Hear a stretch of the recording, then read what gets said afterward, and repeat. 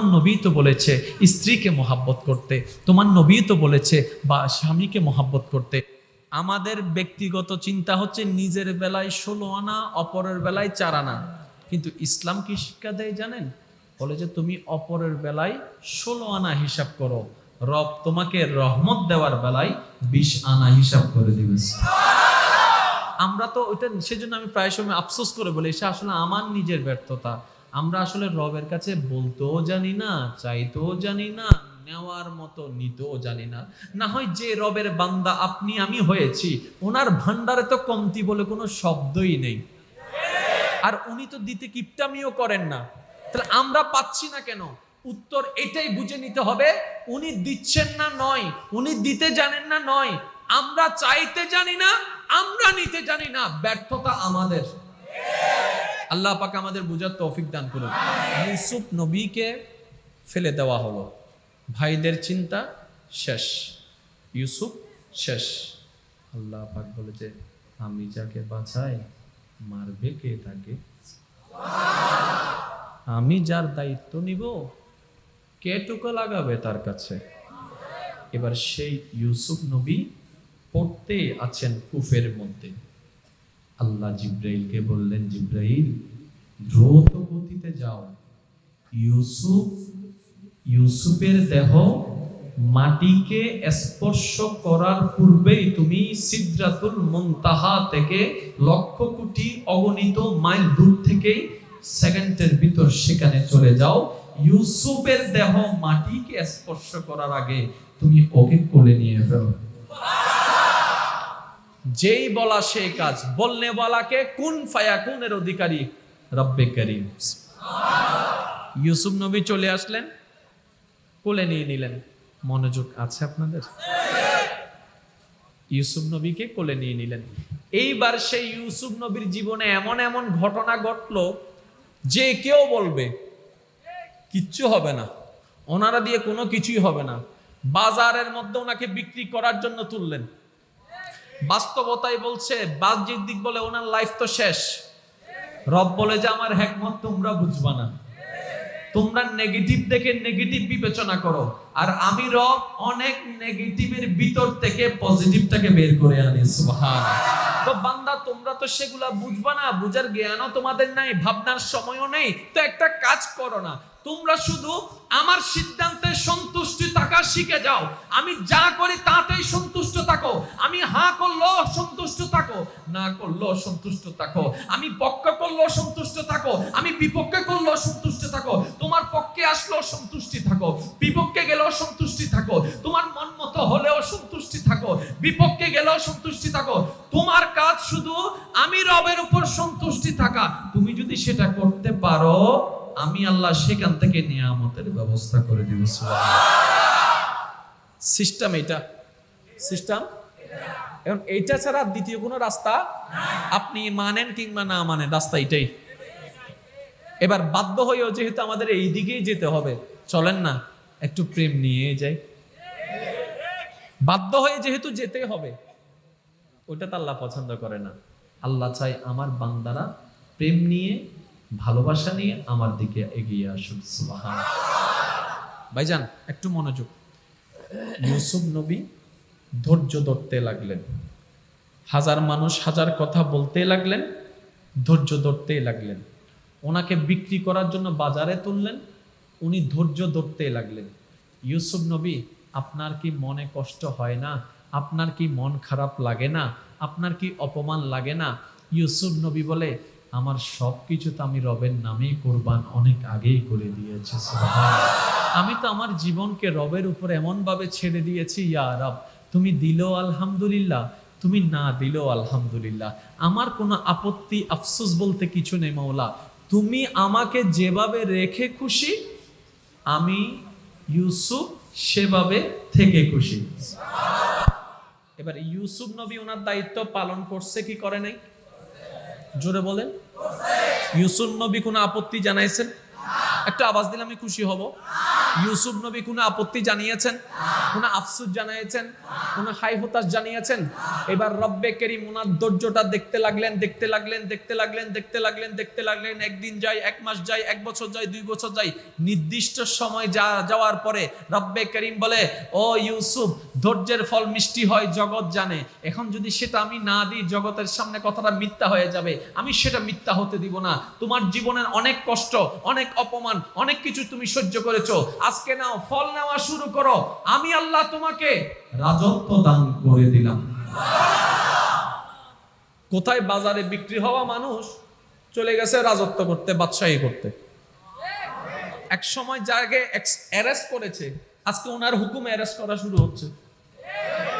এক সময় যারা ওনাকে এমন ভাবে তাকিয়েছে, এখন তারা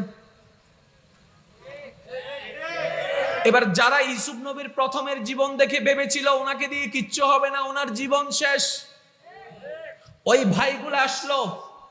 ভাইগুলা এসে আল্লাহ এমন একটা সিচুয়েশন তৈরি করে দিলেন, যাকে হত্যা করতে চেয়েছে ওনার মাধ্যমে ওই ভাইদেরকে আল্লাহ বাঁচাইয়ের ব্যবস্থা করে দিয়েছে। জীবনের একটা সময় ওই ফেলে দেনওয়ালা ভাইগুলা আসলেন ইউসুফ নবীর কাছে। এখন লজ্জায় তো কিছু স্বীকারও করতে। ইউসুফ নবী যখন ছোট ছিল, ভাইগুলো আমাকে কোথায় ফেলে দিয়েছ? আর মনে মনে মনে করছে মরে গেছে, মনে মনে মনে করছে। বাস্তবতা দেখলো ইউসুফ বেঁচে আছে। এখন কোনো না কোনো কারণে যদি ইউসুফ তো বাদশাহ, ওনারা হচ্ছেন প্রজা, এখন ভাইটার সামনে গেলে কেমনে যাবে? কিন্তু ইউসুফ নবী সেটা করেননি। কেন জানেন?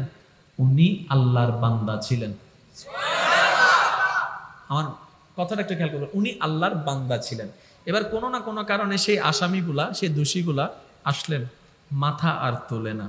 কারণ নিজের ভিতরের মনুষ্যত্বটা মাথা নিচু করে রেখেছে লজ্জাবোধের কারণে। আমি ওরা হত্যা করতে চাইছি, কত অত্যাচার করছি, ঘর থেকে বের করে দিছি, বাবা থেকে দূরে করে ফেলছি, সি সি সি সি সি কেমনে করলাম, কেমনে করলাম, গিল্টি ফিল হচ্ছে। ইউসুফ নবী জেনেও না জানার ভাব করে আছেন। ওই ইউসুফ নবী সাজা তো দিচ্ছেন না, ভালো কথা। তাদেরকে ফাঁসিতে ঝুলাই দিচ্ছেন না, কতল করছেন না, ভালো কথা। আপনি বলছেন না কেন? ইউসুফ নবী বলে, আমার আল্লাহ দোষ গোপনকারীকে ভালোবাসে, দোষ গোপনকারীকে ভালোবাসে। মানুষকে বেইজ্জত করা, অপমানিত করা, গোপন খবর প্রকাশ করা, এই মানুষের সামনে লাঞ্ছিত করা আমার রব পছন্দ করে না। সুতরাং রব যেটা করে না, আমার মন চাইলেও আমি সেটা করতে পারবো না, কারণ আমি রবের বান্দা। কাউকে বুঝতে দেয় নাই, কাউকে বুঝতে দেয় নাই, কারণ উনি আল্লাহর বান্দা ছিলেন। সুবহানাল্লাহ বলেন।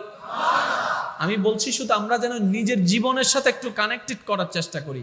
এবার আসুন, হযরত মূসা আলাইহিস সালাম আল্লাহর রহমত দিয়ে দুনিয়া এবং পরকাল কার কার সাজানোর ইচ্ছা আছে? কার কার? একজন, দুইজন, তিনজন। এবার একটু হাতটা নামান। যারা হাত তুলেন নাই আপনাদেরকেও মোবারকবাদ, কারণ আপনারা রহমত পেয়ে গেছেন, বুঝতে পারছি। আচ্ছা, ঠিক আছে। দ্বিতীয় নম্বর, আল্লাহর প্রিয় বান্দা হওয়ার ইচ্ছা কাদের আছে? আমিও আছি। আপনার তোরা আছে নাকি? তোর আছে না? হ্যাঁ, তোর বউ ফিডিবু তোরে। আচ্ছা, একবার বলেন মারহাবা। এবার আসেন, হাতটা নামান। একদম ছোট্ট একটা কনসেপ্ট দেওয়ার চেষ্টা করছি, এবার একটু মনোযোগ।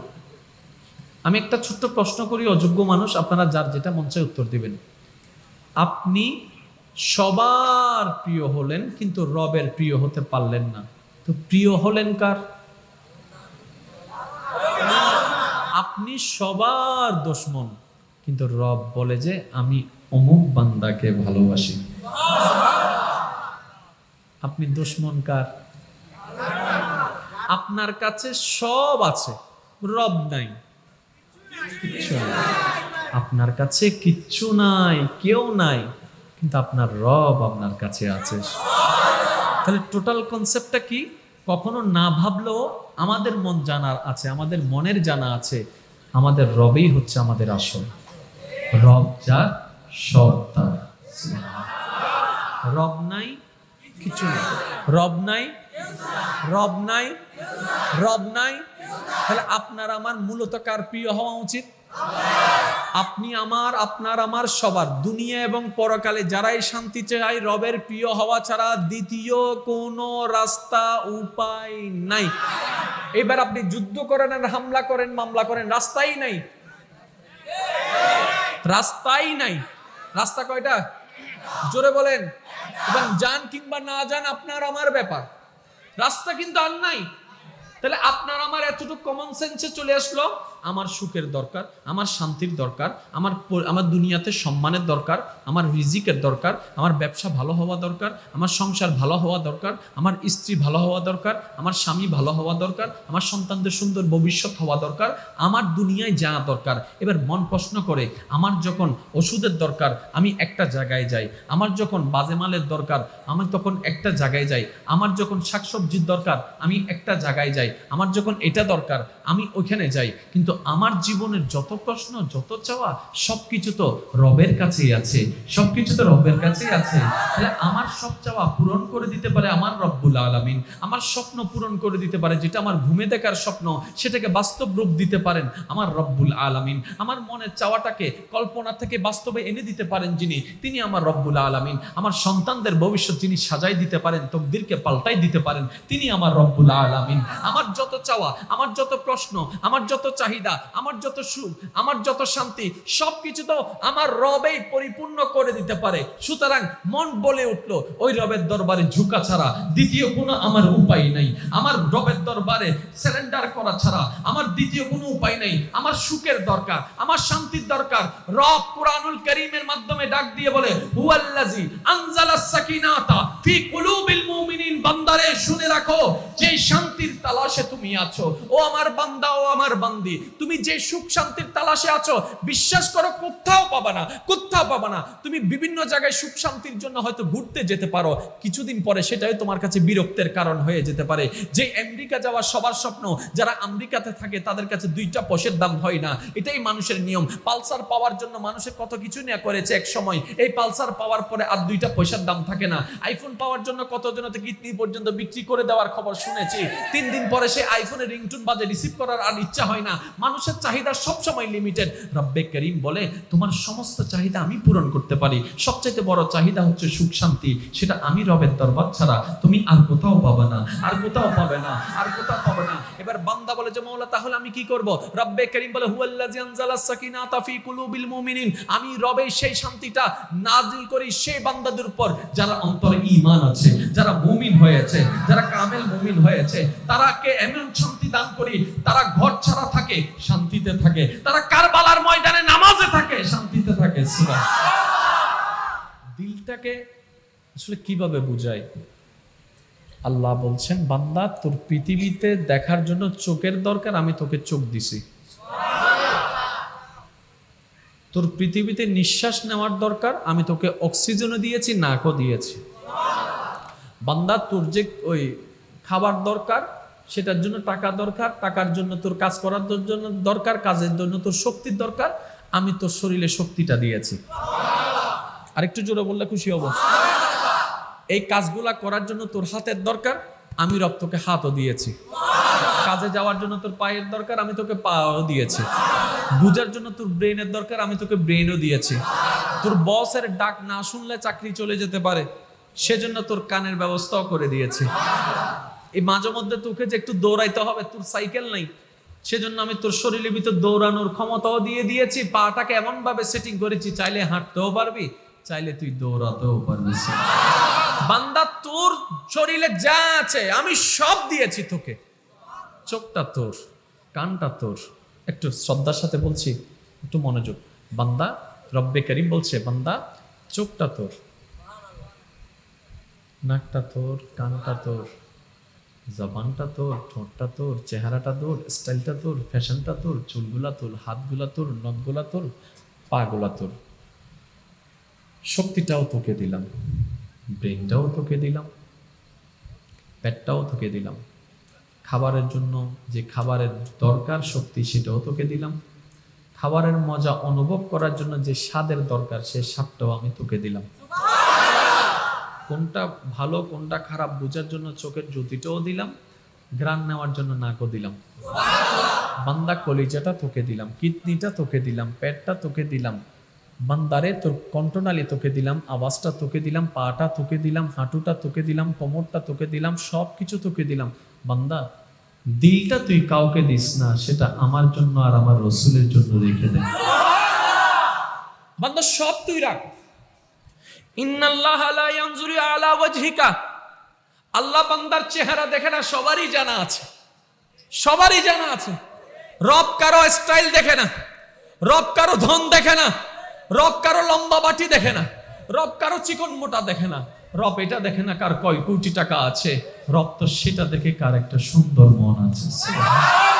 রব্বে করিম বলছে বান্দা এবার বুঝতে পারবেন কেন আমাদের থেকে আপন মানুষরা হারায় যায়, এবার বুঝতে পারবেন কেন আমরা কাউকে বেশি ভালোবাসলে, কারোর উপর বেশি ভরসা করলে তারা কেন আমাদের সাথে প্রতারণা করে, আমাদের থেকে দূরে সরে যায়, আসল প্যাঁচটা কোন জায়গায়, এই জ্ঞানে গেলে বুঝতে পারবেন। রব্বে করিম বলছে তোর অন্তরটা তুই আমার জন্য রাখ, আমার রসুলের জন্য রাখ। উম্মত হিসেবে নবীকে মুহাব্বত করবি, বান্দা হিসেবে আমাকে মুহাব্বত করবি। এবার রব্বে করিমের দরবারে আমাদের সবার আরজি, ইয়া রব্বে করিম তোমার নবী তো বলেছে মাকে ভালোবাসতে, তোমার নবী তো বলেছে বাবাকে মুহাব্বত করতে, তোমার নবী তো বলেছে স্ত্রীকে মুহাব্বত করতে, তোমার নবী তো বলেছে বা স্বামীকে মুহাব্বত করতে, তোমার নবী তো বলেছে সন্তানকে স্নেহ মুহাব্বত করতে, তোমার নবী তো বলেছে পাড়া প্রতিবেশীর খেয়াল রাখতে। মওলা গো, মায়া করার জন্য, মুহাব্বত করার জন্য, কেয়ার করার জন্য, যত্ন নেওয়ার জন্য, কেয়ারিং নেওয়ার জন্য, খবর নেওয়ার জন্য দিলের তো ভালোবাসা দরকার। আর ভালোবাসাটা তো কানে থাকে না, নাকে থাকে না, এটা তো দিলেই থাকে। তো দিলটা যদি তোমার নামে আর তোমার রসুলের নাম দিয়ে আমি দিয়ে দিই, তাহলে মাকে ভালোবাসবো কিভাবে, বাবাকে ভালোবাসবো কিভাবে? রব্বে করিম বলে এটাই তো তুই বুঝলি না রে বান্দা, তুই যদি তোর দিলের ঘরটাকে আমার এবং আমার হাবিবের ভালোবাসা দিয়ে পরিপূর্ণ করে দিতি, দুনিয়াতে যতটুক যাকে ভালোবাসা দেওয়া দরকার আমি রবেই সেটিং করে দিতাম, তাহলে সেই ভালোবাসার প্রতারণা হতো না, তোর জন্য আযাব হতো না, নিয়ামতে নিয়ামত হয়ে যেত। অনেক দৌড়িয়েছি আমরা, অনেক অনেক অনেক দৌড়াইছি, কিন্তু ওই মনে করেছি আমরা ডেস্টিনেশন ঠিক করে দৌড়াইছি, মূলত কিন্তু আমরা কেউ ডেস্টিনেশন ঠিক করে দৌড়াইনি। আল্লাহর প্রিয় বান্দা হওয়ার ইচ্ছা আছে? তাহলে কোরআনের একটা শব্দ, কোরআনকে জিজ্ঞেস করুন কোরআন কি করব, বলে যে সিবগতাল্লাহ, আল্লাহর রঙে রঙিন হয়ে যাও। ইমাম জয়নুল আবেদিন শত্রুকে ভাত খাওয়াইছেন, কেন খাওয়ালেন? বলে যে আমার রব এটা পছন্দ করে। তাহলে রাস্তা বন্ধ করে দেওয়া আল্লাহর বান্দার কাজ হতে পারে না, কারণ আমি চার দোকানে বসে বদনাম করা এটা আল্লাহর বান্দার কাজ হতে পারে না, যতই আমরা দাবি করি না কেন। এটা হতে পারে মা বাবার সাথে বেয়াদবি করা, এটা আল্লাহর বান্দার কাজ হতে পারে না। সবকিছু ছেড়ে স্বামীর নামের উপরে নিজের বাবা, ঘর, বাড়ি, মা, জন্মস্থান, ছোট থেকে বড় হওয়া সেই ঘরগুলাকে ছেড়ে যে মেয়ে আপনার কাছে চলে আসছে, স্বামীর কাছে চলে আসছে, শ্বশুর বাড়িতে চলে আসছে, তাকে ডেলি 2-3 বার অত্যাচার করা যৌতুকের নামে, যাই হোক, এটা বান্দার কাজ হতে পারে না। আল্লাহর উপর ভরসা না করে বিভিন্ন জিনিসের উপর ভরসা করে সুদ খাওয়া, ঘুষ খাওয়া, এটা রবের বান্দার কাজ হতে পারে না। শেষ একটা কথা বলছি, বিরোধিতা করা যায়, মজার বিষয় কি জানেন? সত্য কথার বিরোধিতা যে করে সে নিজেও জানে যে সে সত্যের বিরোধিতা করতেছে। এটা একটু খেয়াল করে দেখবেন, অনেক সময় দেখেন আমাদের সব রাগ কি রাইট হয় নাকি মাঝে মধ্যে রঙও হয়, রং হইলেও বুঝতে পারে। এটা হচ্ছে মানুষের হিউম্যানিটি, সাইকোলজিক্যাল বিষয়, এটা মানুষের নেচার। তো মানুষের নেচার থেকে আমাদেরকে একটু আপগ্রেড হতে হবে। রবের বান্দা, আর রবের বান্দা করানোর জন্যই প্র্যাকটিক্যাল পথ দেখাই, বাতিয়ে দেওয়ার জন্য 12 রবিউল আউয়াল যিনি ধরার বুকে রহমত নিয়ে তশরিফ এনেছেন, তিনিই আমাদের নবী রাহমাতুল লিল আলামিন। উনি শিখাই দিয়েছেন প্র্যাকটিক্যাল ভাবে, এভাবে করো, এভাবে করো, এভাবে করো।